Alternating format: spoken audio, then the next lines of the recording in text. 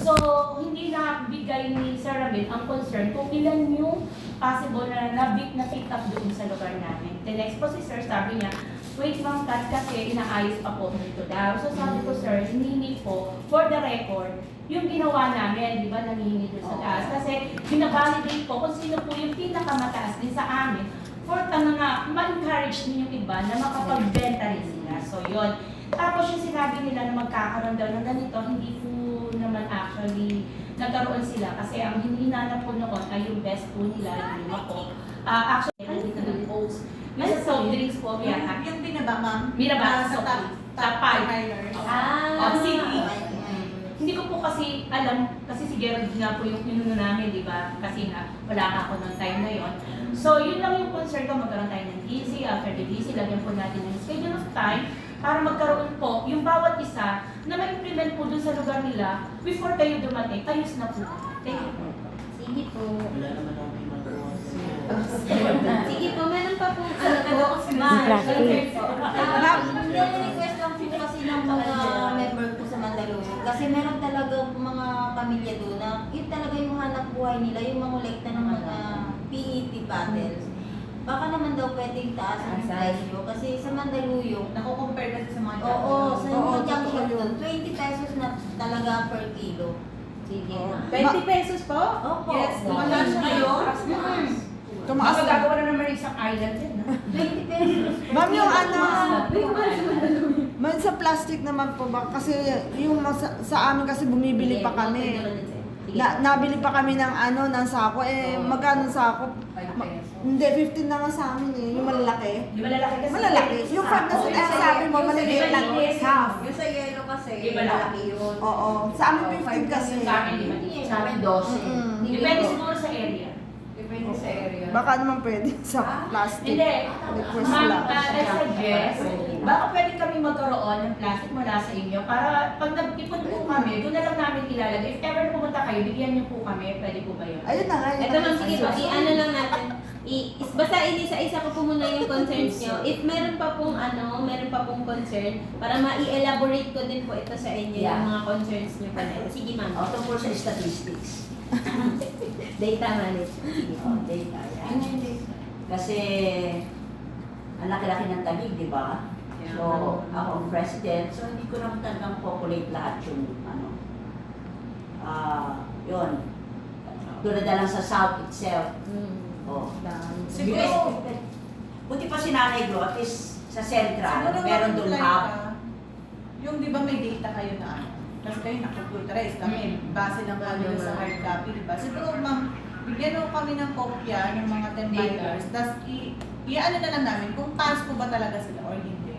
I-check na. Para po sa, ito naman pong na to ma'am, for data, po ito, yung pagbangga po ng 10 miners, ba siya if Pasco member na ba yung miler po na yun? Sige po. I-ano ko po. Kasi kagaya sa concern po ni Ma'am Tini, may mga binabaan tayo like Hagunor, 200 plus. Hindi niya kilala kahit isa doon.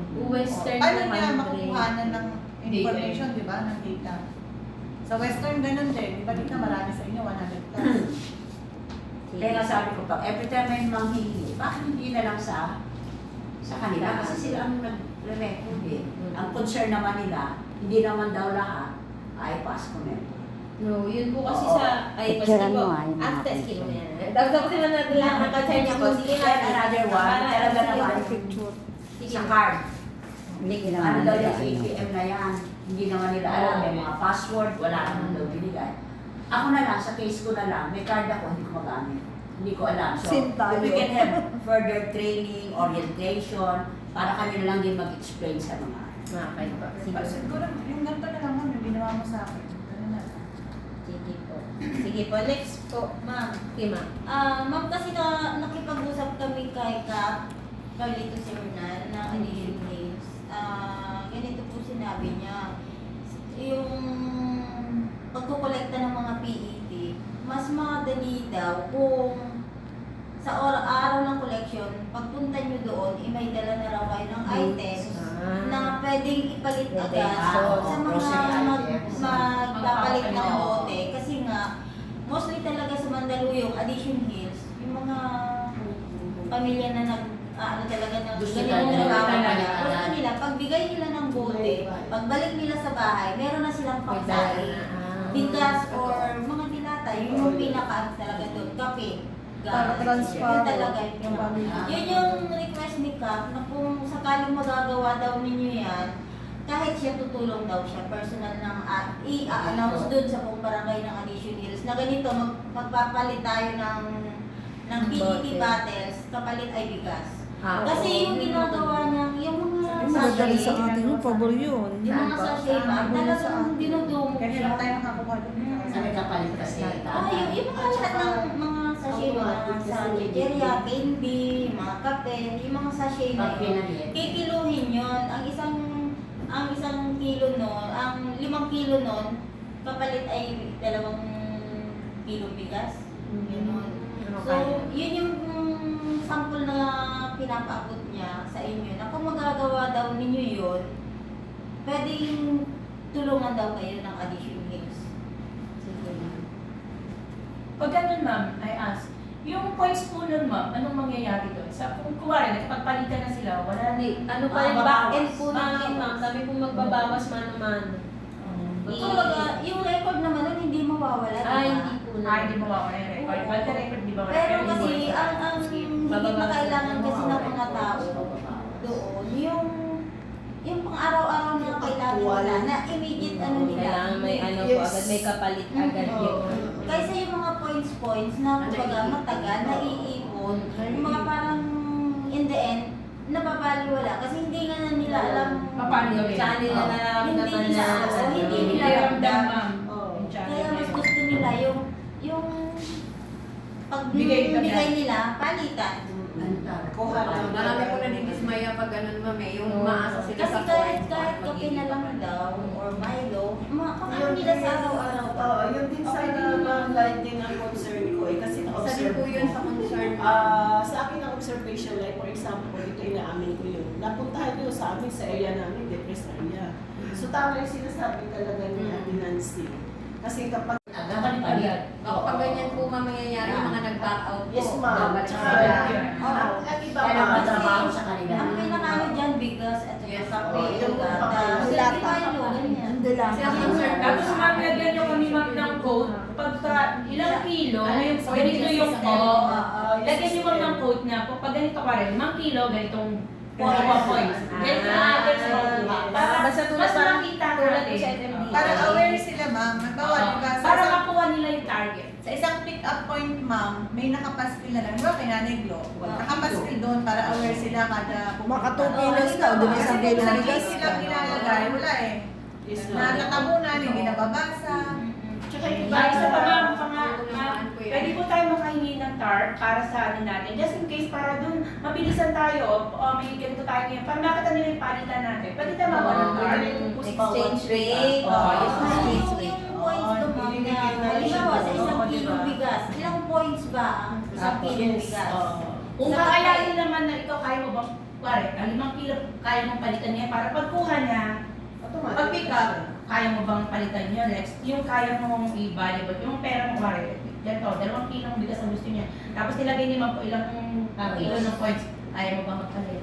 Yun na. Basta, so ayun po yung exchange rate. Sige, simulan po muna natin dito sa if wala na po tayong concerns, if same na po siya nitong mga nakalagay dyan sa dito po sa harap, if same na po sila lahat ng mga naiisip niyo pang concerns, sige, na natin siya, i-address po natin siya isa-isa, kung paano natin siya gagawin, i-elaborate lang po muna natin sandali.